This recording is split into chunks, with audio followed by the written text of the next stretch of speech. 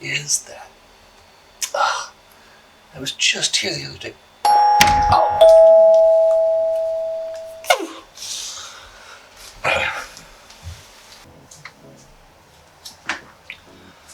Hi, can I help you? Hello, sir, and it is I believe that I can help you. But allow me to introduce myself, of course. My name is Scuffington P. Cheems, at your service. I'm sorry, did you say Scuffington? Well, sir, I couldn't help but notice as I was driving through your neighborhood that you seemed to be in need of a bit of help. In need of, what kind of help? Dirt rats, sir. Dirt rats? Yes, moles. I imagine they're wreaking havoc with your garden.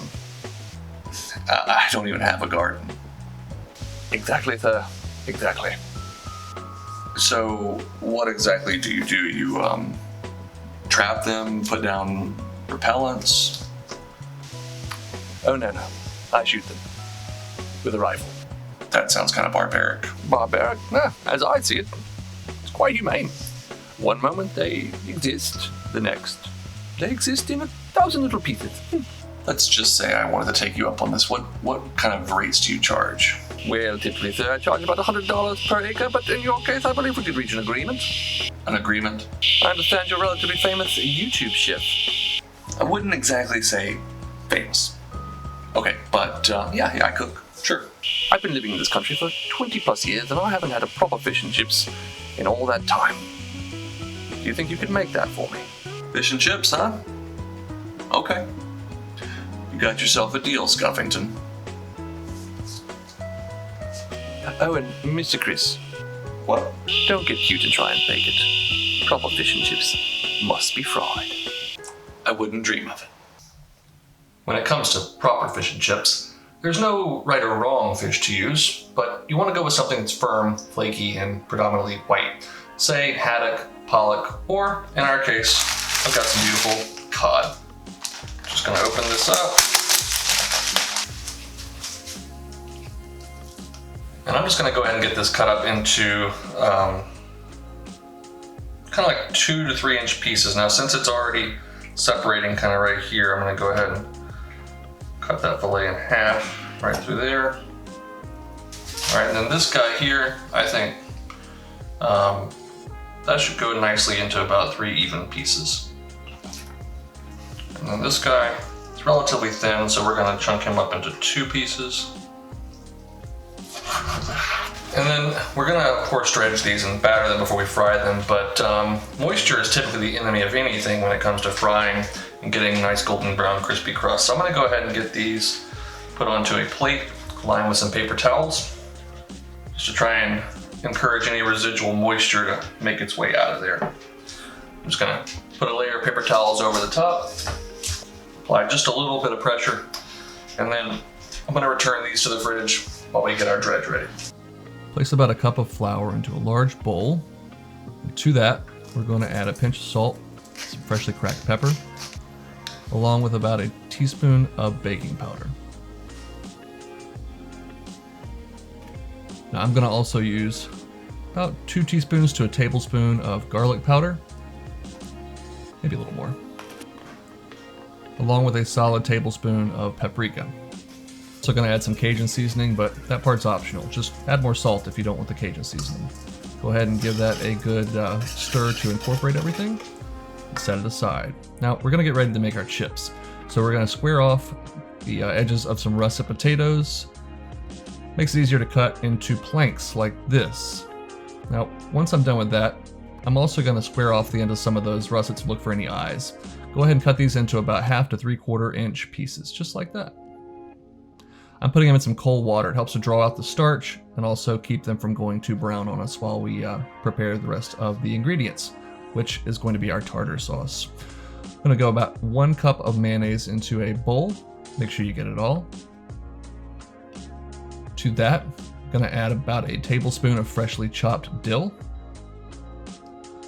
along with 1 small shallot, a teaspoon of sugar, a teaspoon of capers, and just a little bit of lemon juice, probably about a teaspoon worth. Now we need to cut up our pickles, and you can make them as chunky or as small as you like. You can see about the size I'm going for there. We're going to get 4 of those total into our bowl, depending on size, maybe only 3, and incorporate everything together.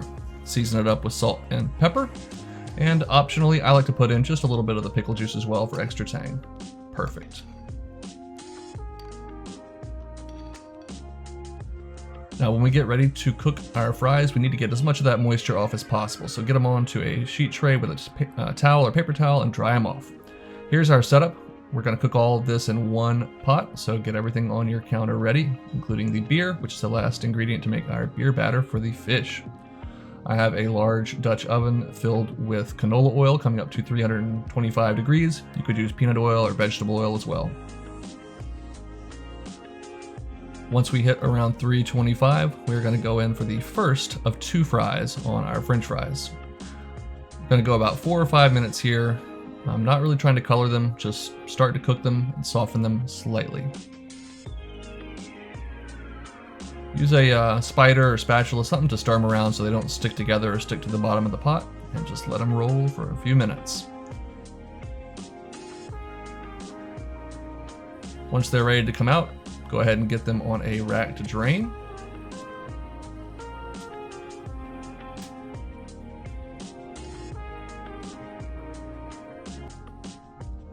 Now we're going to make our batter.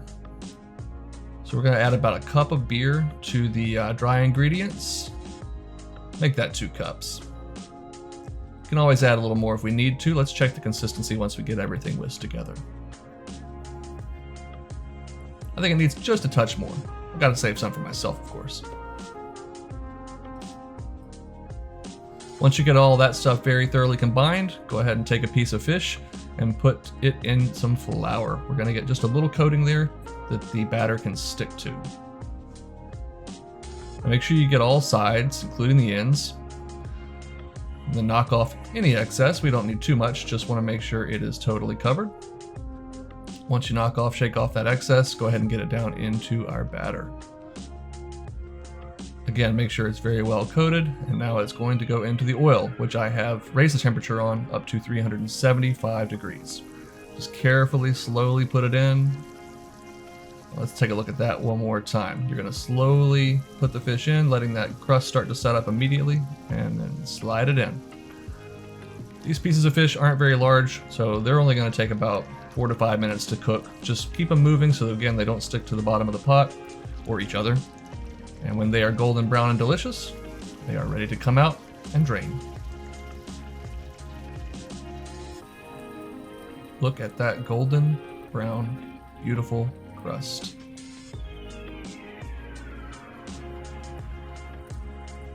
Now just go ahead and finish up the rest of your pieces of fish.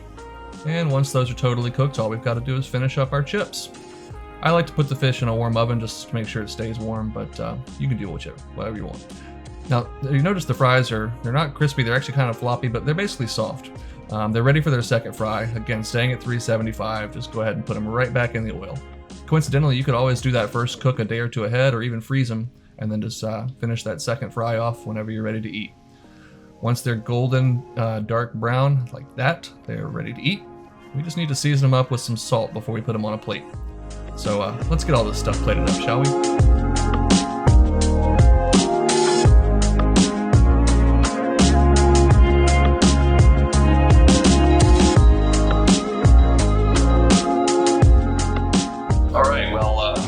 I know Scuffington's been hard to work out there, but we put a lot of work into this ourselves.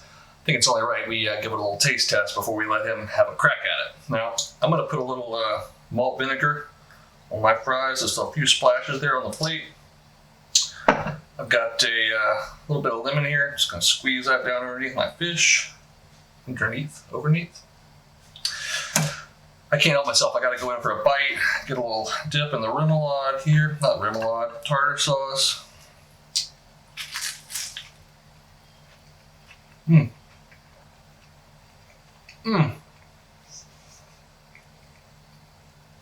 Fish is so moist and flaky. That crust.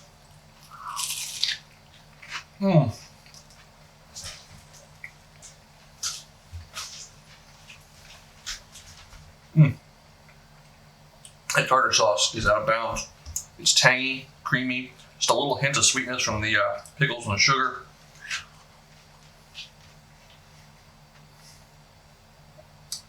You gotta give this a try. Well, thanks for stopping by this week and watching, guys. We hope you enjoyed the video, and we'll give the dish a try and let us know what you think. As always, subscribe for future videos and click the bell so that you'll be notified when they get uploaded. But it's pretty easy to remember. Every Monday at 7:30 for the next 19 weeks.